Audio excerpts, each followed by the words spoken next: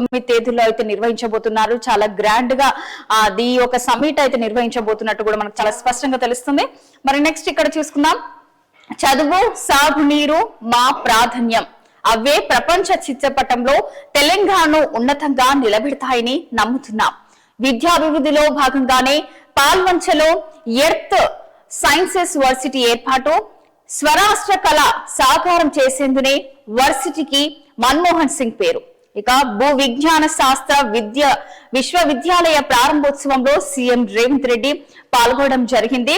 మరి ఇక్కడ చూసుకుందాం. దేశంలో గొప్ప గొప్ప విశ్వవిద్యాలయాలు, సాగునీటి ప్రాజెక్టులు ప్రారంభించిన మొట్టమొదటి ప్రధాని జవహర్లాల్ నెహ్రూ స్ఫూర్తితో మరి నీటిపారుదల విద్యారంగంలోనే తెలంగాణ ప్రపంచ చిత్రపటంలో ఉన్నత స్థానంలో నిలబెడతాయని కూడా సంపూర్ణంగా విశ్వసిస్తున్నాయని కూడా సీఎం రేవంత్ రెడ్డి అయితే అనడం జరిగింది. చాలా స్పష్టంగా మనకి ఇక్కడ కనిపిస్తుంది. మరి ఈ పాల్వంచలో Manmohan Singh earth sciences university ప్రారంభోత్సవం సందర్భంగా మరి ఆవిష్కరించారు మరి సీఎం రేవంత్ రెడ్డి. ఇక్కడ మనకు చూసుకోవచ్చు. మరి నెక్స్ట్ ఇటు చూసుకుందాము. మరి ఇటు అప్డేట్స్. మరి ORR2 గంటలోనే చేరేల, అంటే చాలా మంది ట్రాఫిక్ సమస్యల వల్ల కూడా ఉద్యోగాలకు వెళ్ళాలన్నా కూడా, అంటే కాలేజెస్ కి వెళ్ళాలన్నా కూడా చాలా మంది ఏంటి అంటే ఈ ట్రాఫిక్ వల్ల చాలా ఇబ్బందులు అయ్యి కూడా లేట్ గా వెళ్ళడం కూడా జరుగుతుంది. కాబట్టి దాని గురించి కూడా ఇక్కడ స్పష్టంగా అయితే మనకు తెలుస్తుంది ఏంటి అని అంటే ఆసుపత్రిలో కానీ, అంటే మెయిన్ గా ఆసుపత్రులకు, అంటే ఎప్పుడైనా సీరియస్ ఎవరికైనా అయినప్పుడు వెళ్ళడానికి ట్రాఫిక్ వల్ల చాలా ఇబ్బంది కలిగిస్తుంది. కాబట్టి సో దీనిపైన ప్రత్యేకంగా తీసుకొని అయితే ఇప్పుడు ప్రజెంట్ మనకు 2 గంటల్లోనే చేరే విధంగా అయితే మనకు చాలా స్పష్టంగా ఇక్కడ కనిపిస్తుంది. కాబట్టి ఆసుపత్రిలో వెళ్లే రోగులు కానీ, కళాశాలకు వెళ్లే విద్యార్థులు, వ్యవసాయ ఉత్పత్తులను మార్కెట్ కు తీసుకెళ్లే రైతులు కానీ, ఇలా తెలంగాణలో చాలా మంది 90% మంది ఉన్నట్లు కూడా మనకు స్పష్టంగా కనిపిస్తుంది ఇక్కడ. మరి ORR కి 2 గంటల్లోనే చేరుకునేలా విజన్ 2047 ముసాయిదా రూపొందుతుందని చెప్పుకోవచ్చు. ప్రపంచంలో అనుసంధానమైన నగరంగా ఉన్న హైదరాబాద్ తో రవాణా పరంగా రాష్ట్రంలోని మిగిలిన ప్రాంతాలను త్వరితగతిన అనుసంధానం చేసేందుకు ప్రణాళిక రచిస్తున్నాయి. ఇక 2053 చదరపు కిలోమీటర్లు విస్తీర్ణంలోని కోర్ అర్బన్ రీజియన్ ఎకనామిక్, 9281 చదరపు కిలోమీటర్ అర్బన్ రీజియనల్ ఎకనామిక్, అలాగే 1,743 చదరపు కిలోమీటర్ విస్తీర్ణంలో రూరల్ అగ్రికల్చర్ రీజనల్ ఎకనామిక్ లను రవాణా పరంగా అనుసంధానించేందుకు అవసరమైన రహదారులు, రైల్ నెట్వర్క్ ను మరి 2 గంటల్లోనే చేరుకునే విధంగా అయితే మనకు ఇక్కడ చాలా స్పష్టంగా కనిపిస్తుంది.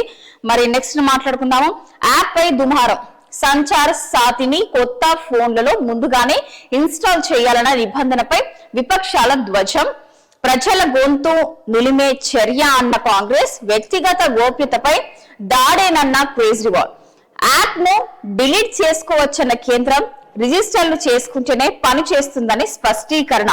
మరి సైబర్ నేరాల నుంచి రక్షణ కోసం అయితే కొత్తగా వచ్చే సెల్ ఫోన్లను మాత్రం సంచార్ సారథి యాప్ ను అయితే ముందుగానే ఇన్స్టాల్ చేసుకోవాలని కూడా తెలపడం జరిగింది. మరి కేంద్ర ప్రభుత్వం ఆదేశం తీవ్ర దుమారం రేపింది. ఇది ప్రజల వ్యక్తిగత జీవితాల్లోకి తొలగి చూసే చర్యని విపక్షాలు ఆందోళన వ్యక్తం చేశారు. ఇక ఎవరితో సంప్రదించకుండా నియంతృత్వంతో ప్రభుత్వం ఈ నిర్ణయం తీసుకుందని ఆరోపించారు. అయితే కంపెనీలు కానీ ముందుగానే ఈ యాప్ ను ఇన్స్టాల్ చేసి ఇచ్చిన వినియోగదారులు డిలీట్ చేసుకోవచ్చని, రిజిస్టర్లు అయ్యాకే అది పని చేయడం ప్రారంభిస్తుందని ప్రభుత్వం వివరణ ఇచ్చింది. మరి ఈ యాప్ విషయంలో మాత్రం ప్రభుత్వ తీరును కాంగ్రెస్ అలాగే ఆమ్ ఆద్మీ పార్టీ వంటి ప్రతిపక్షాలు తీవ్రంగా విమర్శించగా టెలికాం మంత్రులు జ్యోతిరాదిత్య అలాగే చంద్రశేఖర్లు వివరణ ఇవ్వడం జరిగింది దీని గురించి. మరి సంచార్ సాథి యాప్ ను అన్ని కొత్త మొబైల్ ఫోన్లలో డిఫాల్ట్ గా ముందుగానే ఇన్స్టాల్ చేయాలని ఇటీవల టెలికాం శాఖ ఆదేశాలు ఇవ్వడం జరిగింది. మరి కొత్త ఫోన్లకు మాత్రం ఈ ఆప్షన్ ఇవ్వడం జరిగినట్టు కూడా చాలా మనకు స్పష్టంగా అయితే కనిపిస్తుంది. మరి నెక్స్ట్ చూసుకుందాము. మరి హిల్ట్ పాలసీపై బారస నిజ నిర్ధారణ బృందాలు, ఇక సీనియర్ నాయకులతో ఏర్పాటు, 5 లక్షల కోట్ల విలువైన భూములను ప్రైవేట్ వ్యక్తులకు కట్టబెట్టే యత్నం. మరి కేటీఆర్ స్పందించడం జరిగింది, మాట్లాడడం జరిగింది. మరి ముఖ్యంగా మాట్లాడుకుంటే పరిశ్రమల భూముల అంశంలో Hyderabad industrial land transformation policy పేరుతో ప్రభుత్వం భూ కుంభకోణానికి పాల్పడుతుందని బారస కార్యవాహక అధ్యక్షుడు మాజీ మంత్రి కేటీఆర్ ఆరోపించారు. ఇక 5 లక్షల కోట్ల విలువైన భూములను ప్రైవేట్ వ్యక్తులకు కట్టబెట్టేందుకు యత్నాలు జరుగుతున్నాయని అన్నారు. మరి ఈ అంశంపై పార్టీ అధినేత కేసీఆర్ ఆదేశాల మేరకు సీనియర్ నాయకులతో కూడిన 8 నిజ నిర్ధారణ బృందాలను కేటీఆర్ ఏర్పాటు చేశారు. మరి ఈ మేరకు భారత ఓ ప్రకటనలో వెల్లడించింది. పార్టీ ముఖ్య నేతలు, మాజీ మంత్రులు, ఎమ్మెల్యేలు, ఎమ్మెల్సీలతో ఆయన టెలికాన్ఫరెన్స్ నిర్వహించి క్షేత్రస్థాయి పర్యటనలపై దిశానిర్దేశం చేసినట్లు పార్టీ తెలిపింది. ఇక పరిశ్రమల స్థాపన, ఉపాధి కల్పన కోసం గత ప్రభుత్వాలు అతి తక్కువ ధరలకు కేటాయించిన భూములను ఇప్పుడు మల్టీ యూజ్ జోన్ పేరుతో చేస్తున్నట్టు కూడా చాలా స్పష్టంగా కనిపిస్తుంది మనకి. సో కేటీఆర్ అయితే దీని గురించి టెలికాన్ఫరెన్స్ ఏర్పాటు చేస్తామని కూడా చాలా స్పష్టంగా తెలియజేయడం జరిగింది. సో ఎమ్మెల్యేలు గాను, మాజీ ఎమ్మెల్సీలు గాను, అలాగే మనకి పార్టీకి సంబంధించిన వాళ్ళందరితో టెలికాన్ఫరెన్స్ నిర్వహించబోతున్నారని కూడా చాలా స్పష్టంగా అయితే తెలపడం జరిగింది. నెక్స్ట్ పైసల కొద్దీ పీటమట. మరి ఆగని వేలం పంచాయతీలు, క్లాస్ లోళ్ళకే పదవులు, ఇక రూపు మారుతున్న ఏకగ్రీవం. మరి ఇక్కడ స్కూల్ గురించి గ్రామ పంచాయతీ కార్యాలయం పంచాయతీకి సంబంధించింది. మరి పదవుల కోసం రాష్ట్రంలోని కొన్ని పల్లెల్లో పైసలు బేసరాలు నడుస్తున్నాయి. ఏకగ్రీవం అనే ముసుగులో లక్షలు ఆశ చూపి సర్పంచ్, ఉప సర్పంచ్ స్థానాల్ని కొందరు కైవసం చేసుకుంటున్నారు. అంటే మనకు చాలా స్పష్టంగా కనిపిస్తుంది. ఇక్కడ మనకు ఇమేజ్ కూడా ఇవ్వడం జరిగింది. ఆ అమౌంట్ అంటే లక్షలు ఆశ చూపి ఈ యొక్క సర్పంచ్ కానీ ఉప సర్పంచ్ కి సంబంధించి స్థానాలు కొందరైతే వాళ్ళ కైవసం చేసుకునే దానికోసం అయితే ఆ అమౌంట్ పెట్టడం జరుగుతుందని కూడా చాలా స్పష్టంగా అయితే మనకు కనిపిస్తుంది. మరి నెక్స్ట్ చూద్దాము. లేని జనాభాకు రిజర్వేషన్లుగా ఇలాగైతే ఎన్నికల లక్ష్యం నెరవేరుతుందా? రిజర్వేషన్ల సవరణకు ఆదేశాలు ఇస్తే తీవ్ర పరిణామాలు. దీనిపై డివిజన్ బెంచ్ నిర్ణయం తీసుకోవాలి. పంచాయతీ ఎన్నికలకు పిటిషన్లపై సింగిల్ జడ్జ్ ఉత్తర్వులు. ఇక నెక్స్ట్ ఇక్కడ చూసుకుందాము. 4 కోట్లకు బీమా చేయించి అన్నను చంపాడు. అంటే అప్పులు తీర్చడానికి తమ్ముడి ఘాతుకం. కరీంనగర్ జిల్లా రామగుండంలో ఈ యొక్క ఘటన అయితే జరిగింది. మరి ఈ యొక్క ఘటనలో 3 అరెస్ట్ అయినట్టు కూడా చాలా స్పష్టంగా తెలుస్తుంది. మరి నిందితుడు వచ్చేసి నరేష్, అలాగే హత్య చేసింది మాత్రం వెంకటేష్, అన్నదమ్ముళ్ళు. మరి 4 కోట్ల బీమా చేయించి తమ్ముడైతే అన్నను చంపిన ఘటన అయితే మనము చూస్తున్నాము. నిజంగా దారుణమైన ఘటన అని చెప్పుకోవచ్చు. మరి నెక్స్ట్ మనము దిశలోకి వెళ్ళిపోదాం. దిశలో ఉన్న అప్డేట్స్ చూద్దాము. Next defence strategic hub of ఇండియాగా తెలంగాణ. మరి భూమి పూజ కార్యక్రమంలో అయితే మంత్రి దుద్దుల శ్రీధర్ బాబు అయితే పాల్గొనడం జరిగింది. మరి 850 కోట్లతో మహేశ్వరం JSW UVA ఫెసిలిటీ కల్పించారు. మరి దానికి సంబంధించి భూమి పూజ కార్యక్రమంలో అయితే శ్రీధర్ బాబు అయితే పాల్గొనడం జరిగింది.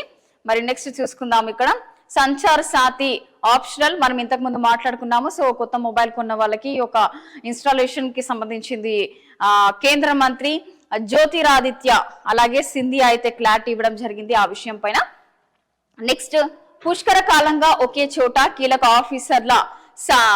ఆఫీసర్ల పోటుతో కూర్చవద్దలని లేడీ బాస్ అయితే స్పష్టం చేశారు. నిధుల దుర్వినియోగం, అవినీతి ఆరోపణలు, మంత్రులను సైతం పక్కదారి పట్టిస్తున్నట్లు విమర్శలు. దివ్యాంగుల సంక్షేమ శాఖ డైరెక్టర్ శైలజ తీరుపై ఆరోపణలు చేసింది. మరి బీఆర్ఎస్ హయాంలోనే అక్రమాలకు బీజం నాటి మంత్రుల సపోర్ట్. నెక్స్ట్ ఇటు చూద్దాము.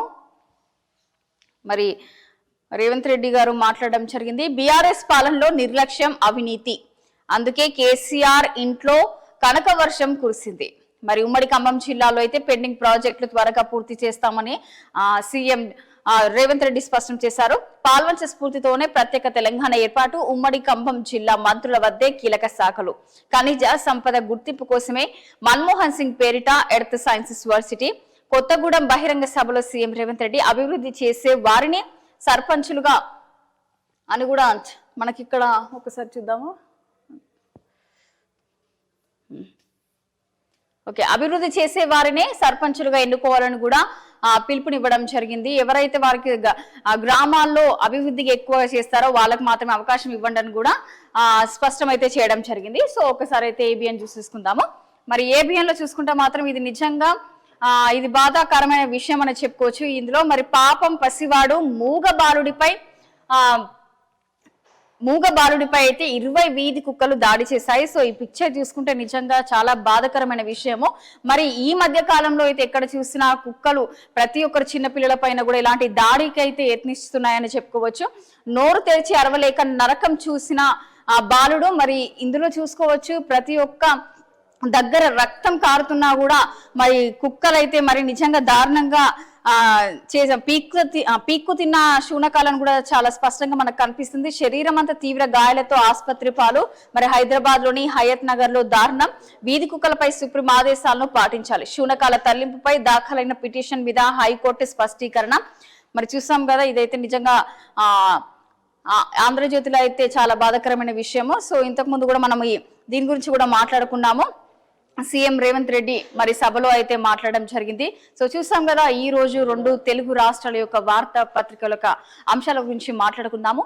మళ్ళీ రేపు కలుద్దాము. అప్పటి వరకు చూస్తూనే ఉండండి 6 టీవీ. సామాన్యుడి ఆరోగ్యం.